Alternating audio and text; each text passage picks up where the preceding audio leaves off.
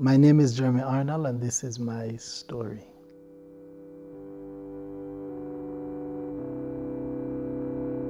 I am one of 13 siblings. My mother was 5 months pregnant with the 10th child at that time when she was taken into a premature labor.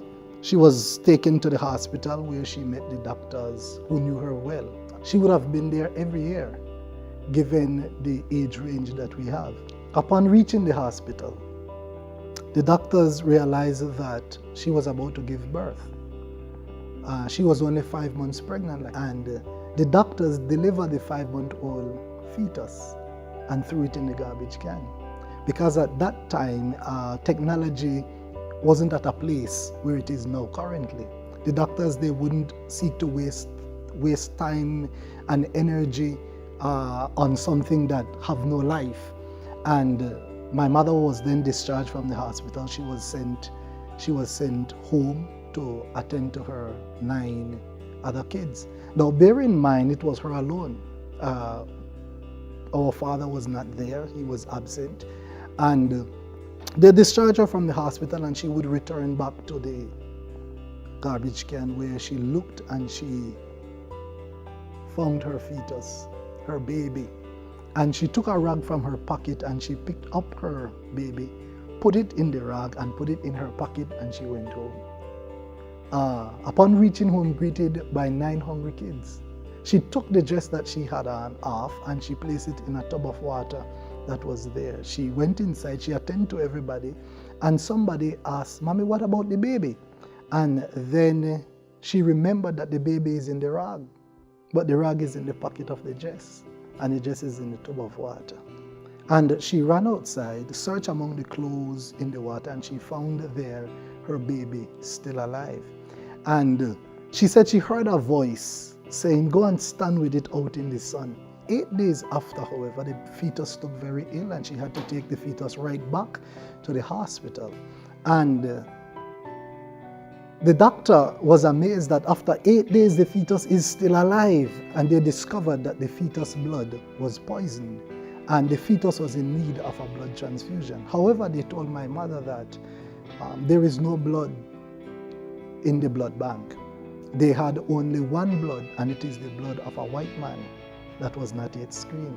My mother, with the faith that she has, and the courage that she has, she said, "Give it to him. That's the blood that belongs to him." Trying to appease this lady, the doctors knew well that this is a hopeless case, but to get rid of this lady, they did the blood transfusion.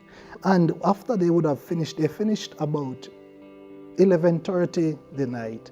The doctors went to my mother and said, "You could go home, because at midnight, half an hour from this time, that fetus will die," because we did not follow protocol. We did not do what was necessary to be done for this to have been a success. 1 hour, however, after midnight, when they went to check upon the fetus, my mother told me from down the hall they could have heard a heart beating very loud, and it was the heart of the fetus. 1 year later, the fetus was still alive, but the fetus was very ill. So my mother had to take the fetus back to the hospital, where she met there the same doctor and the same staff. Now somebody might ask, why didn't she go to another hospital? Well, the truth is, she was extremely poor, and she couldn't afford going to another hospital. But more than that, at hindsight now, I see that it was God working for the life of the fetus. And God would have this doctor and these staff to witness the miracle working power of him. The doctor then was amazed that after 1 year, the fetus is still alive. At this time, you would think that the doctor would recognize that there is a supernatural power working behind the scenes. But the doctor looked at my mother and said, "Don't get too attached. At the age of 2, he will be totally crippled. At the age of 3, he will be totally blind. At the age of 4, he will be a complete retard. And at the age of 5, he will die." I want to say that man can appoint, but God ultimately disappoints. At the age of 6, the fetus went into primary school, not with a cane, because he wasn't blind, not in a wheelchair because he wasn't crippled, and he wasn't placed in a special section because he wasn't a retard. As a matter of fact, the fetus aced every subject in primary school, went on to high school and to junior college.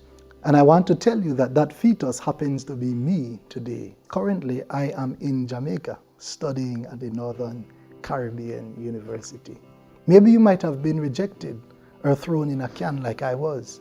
But I want you to know that all is not lost, that God is behind the scenes of your life fighting for you.